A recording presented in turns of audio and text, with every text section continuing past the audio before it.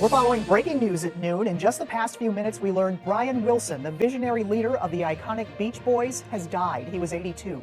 He was the primary songwriter of the legendary band. It was revealed in early 2024 he was living with dementia. The Beach Boys' many hits include Good Vibrations, California Girls, and Surfin USA. Today, we're digging into just one source. You send over an article from People magazine, and it's some heavy news. It announces the passing of a real icon of American music, Brian Wilson. You know, from the Beach Boys? Yeah, the co-founder, singer, a massive figure. Absolutely. So our mission today for this deep dive is really to go beyond that headline. We want to pull out the key insights from this specific article. Right, to kind of understand his life, his impact, everything the article touches on. Exactly, from, the incredible genius to the really tough personal battles he went through. Okay. Let's get into it. So the core news first. The article states, Brian Wilson passed away. He was 82. This happened on Wednesday, June 11th, 2025. And the source for this announcement, it's direct from his family, right? Yeah, the article mentions they posted on Instagram. It quotes their statement directly. What did it say? It's pretty moving, they wrote.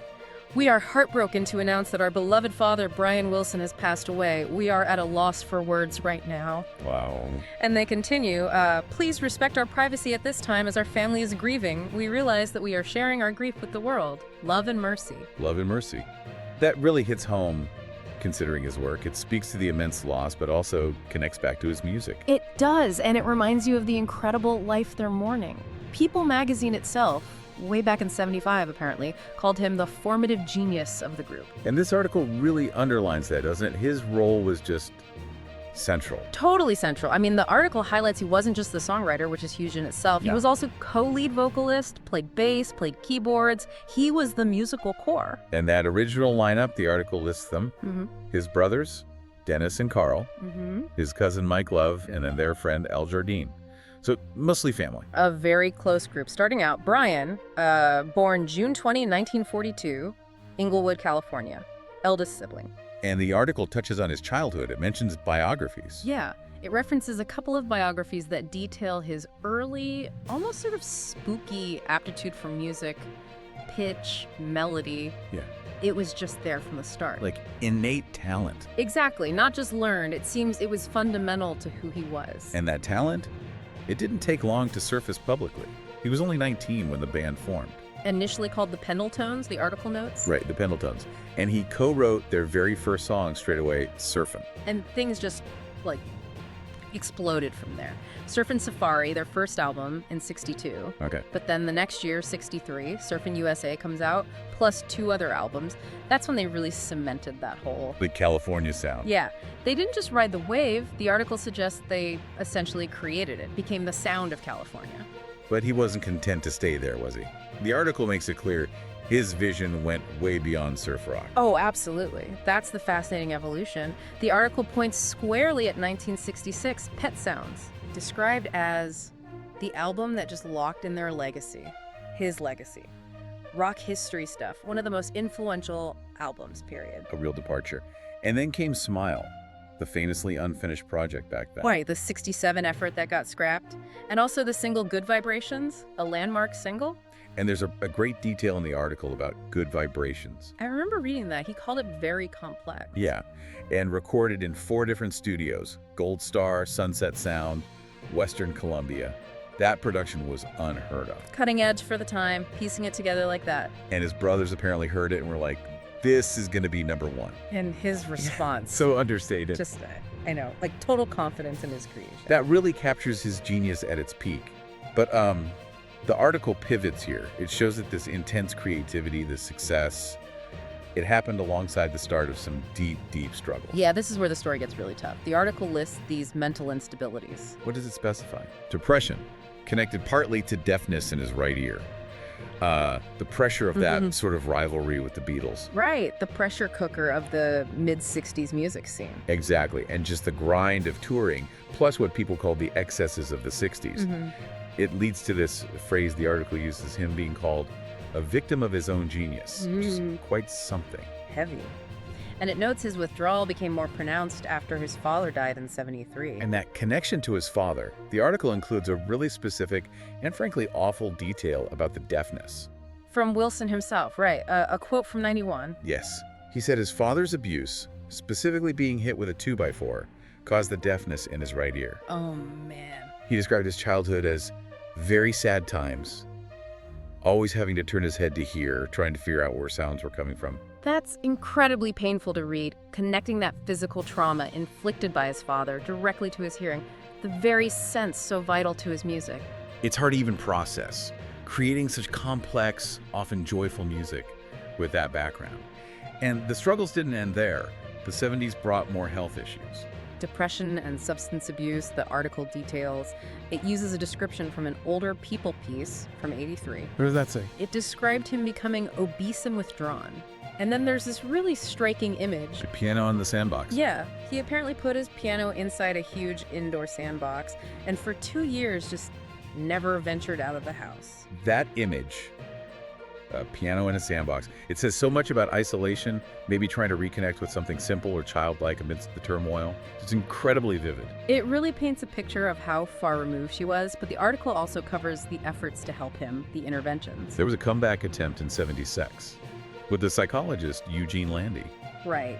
That produced the album The Beach Boys Love You, but it seems it was short-lived, followed by another slide into depression, drugs, alcohol. But Landy came back into the picture.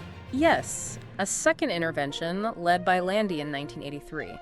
And according to the article, that one seemed to have a more lasting effect, at least for a time. What changed after that? The article says he kicked booze and a 3-pack-a-day cigarette habit. Yeah. He followed a strict regimen, lost a lot of weight, 100 pounds. Wow, that's a major turnaround. He talked about it later, quoted saying, "I've been through a great deal of mental anguish," admitted feeling like a fat slob, how embarrassing it was. And learning to get off the bad stuff, as he put it. Yeah, it shows the sheer effort involved in that recovery process, a real battle. But incredibly, he did fight back. The story includes these periods of real resurgence.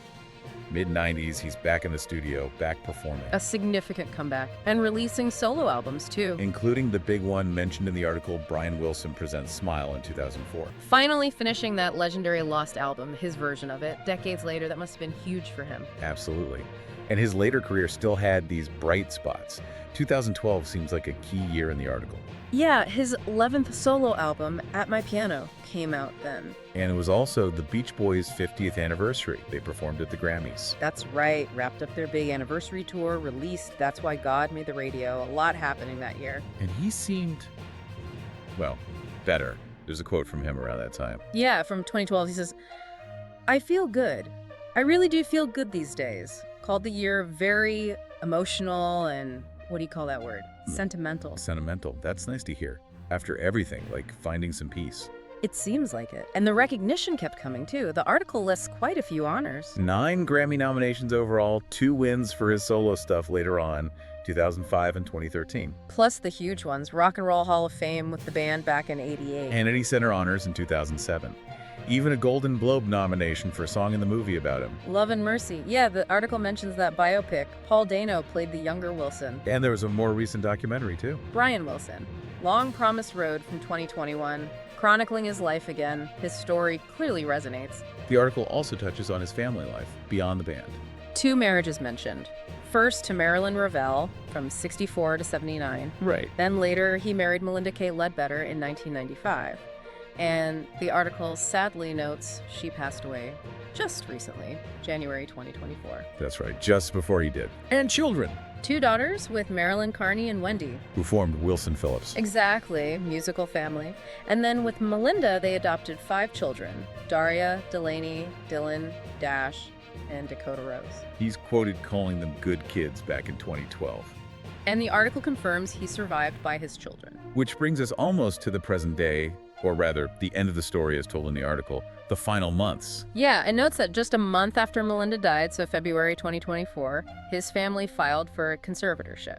Why was that? The article cites the family's reason as a major neurocognitive disorder, such as dementia. Okay. They stated he was essentially unable to properly provide for his personal needs for physical health, food, clothing, or shelter. So, really significant health decline at the very end. It adds another layer of tragedy to his passing so soon after his wife. It does. It completes the picture the article presents. So, okay, we've done this deep dive, tracing Brian Wilson's life just through the lens of this one People article. It takes us from this like unbelievable musical prodigy who basically owned a sound. Right, defined it. Through just immense personal pain, withdrawal, those health battles, to these incredible moments of coming back, creating again, getting that recognition he deserved. It's quite a journey laid out there. The sheer complexity, the same guy crafting these like sunshine-filled, intricate harmonies was also fighting these massive internal battles. The article really highlights that contrast. So for you listening, what does digging into this article bring? Maybe it's a chance to hear his music differently now, with a bit more understanding of the person behind it. Yeah. The genius, yes, but also the pain, the struggle. And here's something really interesting to think about. The article ends on those details about his final years. The conservatorship, the neurocognitive disorder. Yeah. When you put that together with the absolute peak of his creativity earlier in life and all the documented mental health struggles throughout, how does knowing that whole arc, the extreme highs and lows, maybe change how you think about genius, about creativity and the human mind? It definitely leaves you with a big question, doesn't it? Something for you to ponder. Yeah. Can the kind of brilliance we saw in Brian Wilson sometimes come intertwined with, or maybe even demand, an almost unimaginable personal cost?